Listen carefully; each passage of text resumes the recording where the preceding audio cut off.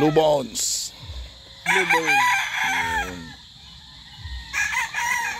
So yung umabot ng 21 times hanggang 30 times winner na blues ni Tito Lance. Bakit na gold? No? Ano yan? Throwback. Tapos nag-gold talaga sila once inbreed mo. Tapos nung in-spar namin,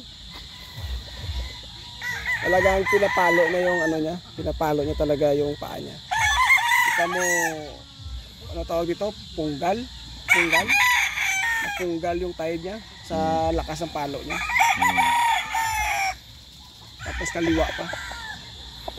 Kaliwa pa yung resibo. Bubol. Pogi. Bagong broodstag. Mga idol, subukan naman natin to. By the next year siguro baka subukan natin to sa Stud Derby. Kung papasa sa dito. Tested ang probe naman to Tito Lance, pero yung sariling timpla ko, hindi ko pa nasubok. Next year. Sana hindi mamatay. Buwis.